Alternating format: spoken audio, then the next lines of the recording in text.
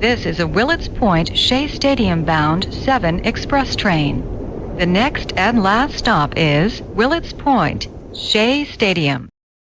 Oh, yes, it is the Subway to Shea podcast. Anthony Rivera here with you, talking about all the news and happenings surrounding that team from Queens, the New York Mets. We're doing a different type of video today, a more short form, just me giving my thoughts. And we'll come back as we do every Sunday, doing a live stream, talking with you, talking to the Mets Nation, talking on the chat. But today we are talking about Roki Sasaki, and the Mets are now out on Roki Sasaki.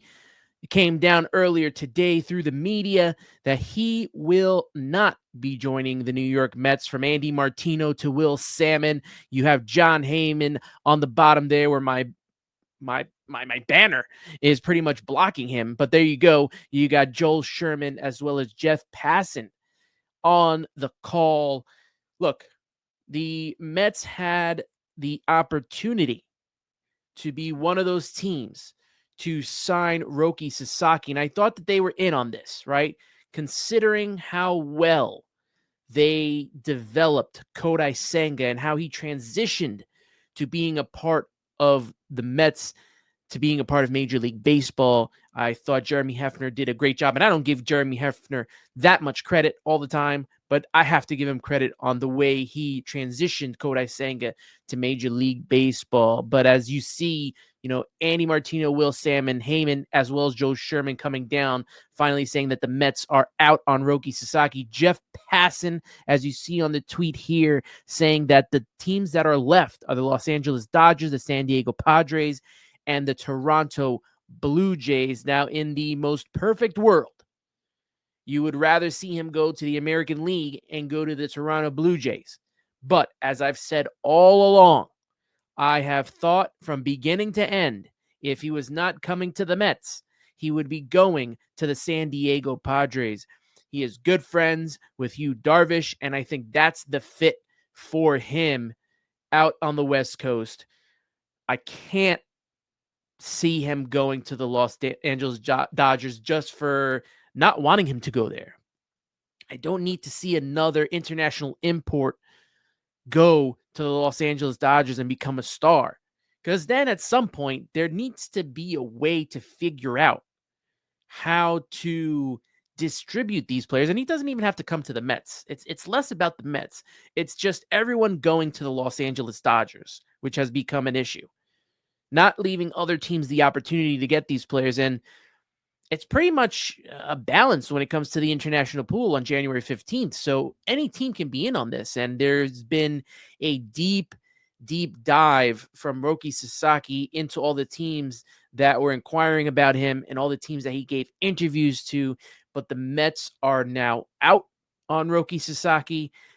And the thought is now, where do the Mets go next? What's next for the New York Mets? And it was Mike Mayer putting out the tweet saying, reminder that the Mets are expected to sign shortstop Elian Pena on Wednesday for around $5 million. The Mets' previous record for an IFA signing bonus was $2.85 million. Giovanni Rodriguez Pena is considered the best player in this period outside of Sasaki. They're going to pivot to this shortstop. And I know people are saying, why are they signing another shortstop when you have Francisco Lindor?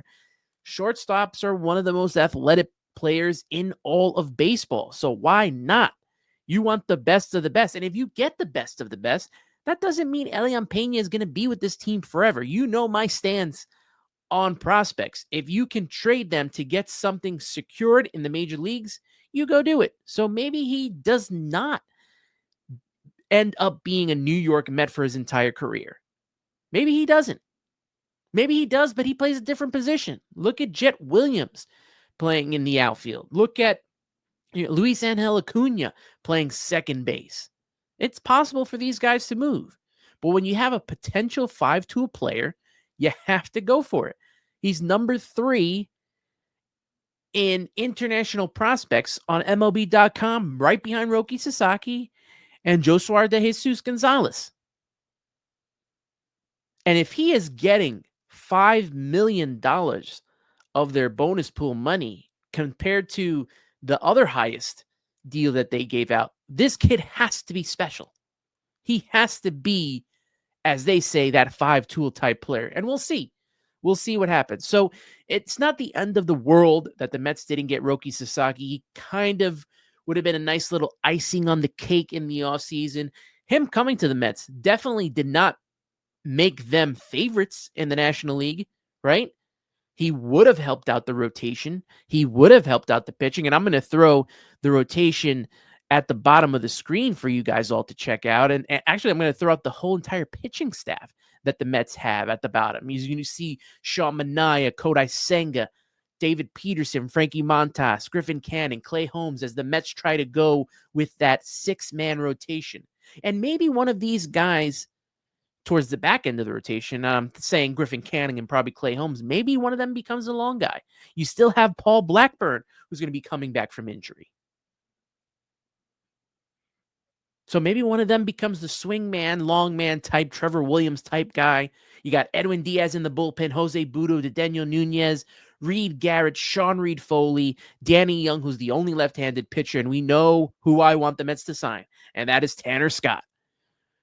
Sign Tanner Scott or sign AJ Minter. Get a couple of relievers in here, legitimate relievers to help out this pitching staff, because we know that the New York Mets, when they failed to make it to the World Series, when they were 2 games away from making it to the World Series, the problem they had was in the pitching staff getting tired and the bullpen not living up to their end of the bargain.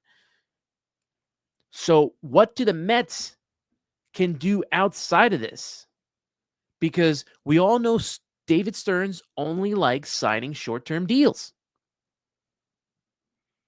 That doesn't leave a lot of leeway for a top ace level type pitcher, which means the Mets have to go in a different direction.